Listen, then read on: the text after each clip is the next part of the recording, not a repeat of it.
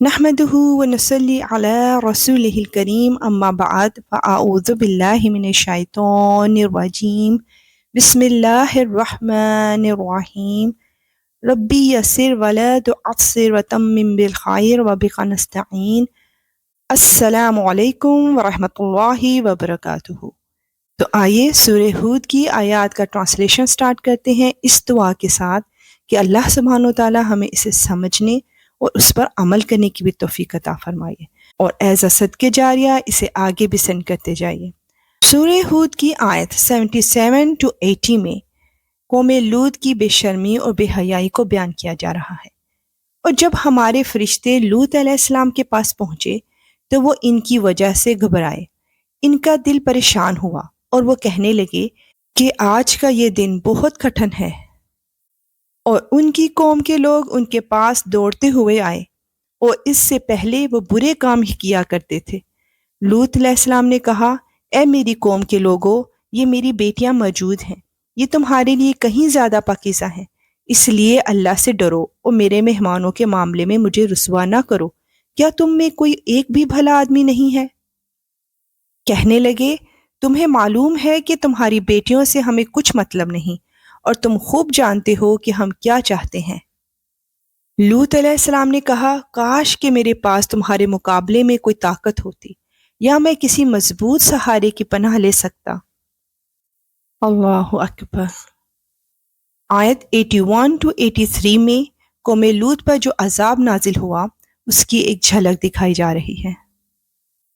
اب فرشتوں نے لوط علیہ السلام سے کہا، اے لوط علیہ السلام، ہم تمہارے پروردگار کے بھیجے ہوئے فرشتے ہیں، یہ کافر لوگ ہرگز تم تک رسائی حاصل نہیں کر سکیں گے، لہٰذا تم رات کے کسی حصے میں اپنے گھر والوں کو لے کر بستی سے روانہ ہو جاؤ، اور تم میں سے کوئی پیچھے مڑ کر بھی نہ دیکھے، ہاں مگر تمہاری بیوی تمہارے ساتھ نہیں جائے گی، اس پر بھی وہی مصیبت آنے والی ہے جو اور لوگوں پر آ رہی ہے، یقین رکھو کہ ان پر عذاب نازل کرنے کے لیے صبح کا وقت مقرر ہے، کیا صبح بالکل نزدیک نہیں آ گئی؟ پھر جب ہمارا حکم آ گیا تو ہم نے اس زمین کو اوپر والے حصے کو نیچے والے حصے میں تبدیل کر دیا، اور ان پر پکی مٹی کی تہ بتہ پتھر برسائے، اللہ اکبر، جن پر تمہارے رب کی طرف سے نشان لگے ہوئے تھے، اور یہ بستی مکہ کے ان ظالموں سے کچھ دور نہیں ہے۔ استغفر اللہ۔ آیت 84 to 86 میں جانیں گے کہ حضرت شعیب علیہ السلام نے اپنی قوم کو کیا دعوت دی۔ اور مدین کی طرف ہم نے ان کے بھائی شعیب علیہ السلام کو پیغمبر بنا کر بھیجا۔ انہوں نے ان سے کہا کہ اے میری قوم، اللہ کی عبادت کرو، اس کے سوا تمہارا کوئی معبود نہیں ہے، اور ناپ تول میں کمی مت کیا کرو، میں دیکھ رہا ہوں کہ تم لوگ خوشحال ہو، اور مجھے تم پر ایک ایسے دن کے عذاب کا خوف ہے جو تمہیں چاروں طرف سے گھیر لے گا۔ اور اے میری قوم کے لوگوں، ناپ تول پورا پورا کیا کرو، اور لوگوں کو ان کی چیزیں گھٹا کر نہ دیا کرو، اور زمین میں فساد پھیلاتے مت پھرو۔ اگر تم میری بات مانو تو لوگوں کا حق ان کو دینے کے بعد جو کچھ اللہ کا دیا بچ رہے وہ تمہارے حق میں کہیں بہتر ہے، اور اگر نہ مانو تو میں تم پر پہرہ دار مقرر نہیں ہوا ہوں۔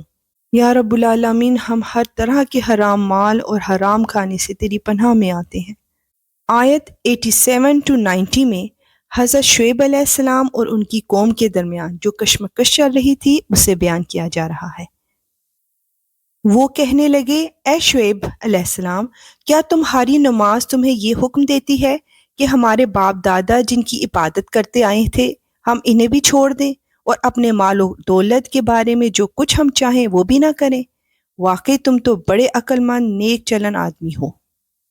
شعیب علیہ السلام نے کہا، اے میری قوم کے لوگوں، ذرا مجھے یہ بتاؤ کہ اگر میں اپنے پروردگار کی طرف سے ایک روشن دلیل پر قائم ہوں، اور اس نے خاص اپنے پاس سے مجھے اچھا رزق عطا فرمایا ہے، تو پھر میں تمہارے غلط طریقے پر کیوں چلوں؟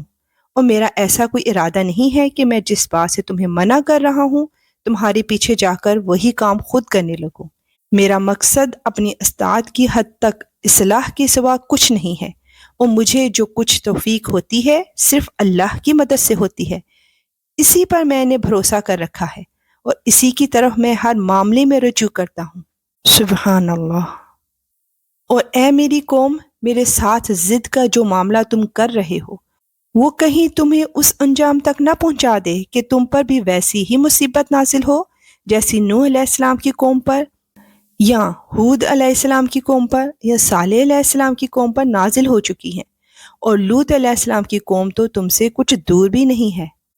تم اپنے رب سے معافی مانگو، پھر اسی کی طرف رجوع کرو، یقین رکھو کہ میرا رب بڑا مہربان، بہت محبت کرنے والا ہے۔ بے شک یا رب العالمین، اے اللہ ہم بھی تجھ سے اپنی ہر بھول چوک کی معافی مانگتے ہیں۔ یا اللہ تو ہم پر رحم فرما اور ہم پر اس طرح کا بوجھ نہ ڈالیے جیسا آپ نے ہم سے پہلے لوگوں پر ڈالا تھا، اور ہمارے پروردگار ہم پر ایسا بوجھ نہ ڈالیے جسے اٹھانے کی ہمیں طاقت نہ ہو، اور ہماری خطاؤں سے درگزر فرمائیے، ہمیں بخش دیجئے اور ہم پر رحم فرمائیے۔ آمین یا رب العالمین۔ انشاءاللہ ملیں گے نیکسٹ آیات کے ساتھ۔ اب اجازت، وآخر دعوانا ان الحمدللہ رب العالمین۔ سبحانک اللہم وبحمدک، اشہد ان لا الہ الا انت، استغفرک واتوب الیک۔ السلام علیکم ورحمۃ اللہ وبرکاتہ۔